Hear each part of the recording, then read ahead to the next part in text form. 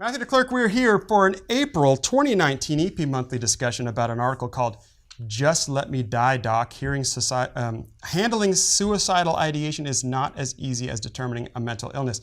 I thought this article was pretty cool, actually, and you don't hear some of this nuance when you're talking about this stuff. It's almost like there's some sort of algorithm, but we had some rational suicide stuff here, right? Which is like, what if somebody wants to commit suicide and they give you a note that says that, don't help me, and you're interacting with the healthcare system? What do you do? It's not always obvious. I mean, I coupled this one with Mark Plaster's intro piece, but the way I see it, Aaron, and I'm not advocating suicide for the mentally ill when people need help, but we let people climb, mountains without harnesses. We let people go up to Everest without oxygen. We let people do free deep dives. Like, they have a high potential of dying, but we're not putting them on 5150s.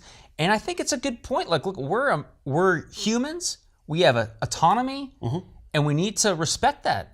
We need to respect that. And I think we don't. We don't, because we're too scared of it. We don't talk about it as a society. We're scared of liability, I think, partially. There's also some controversy here because there's a lot of studies that show that if you do intervene with these people, it depends on what you're talking about here. If you've got end-stage, horrible disease, but if you do get an interview with somebody who's young, who's about to jump off a bridge, and pull them back, it's very possible to pull them back. And so that you don't want to give everybody. It's tough stuff. But this is a really good article as well, and another deep one. This is a deep. I mean, I think it's complicated, but it's important because I mean, it has to do with personal freedom. It has freedom. to do with life. Yeah, it sure does. Pretty much. So that's depressing. I have no joke for the end of that. I'm not even going to walk out on that. We're just going to fade out. I'll just fall backwards.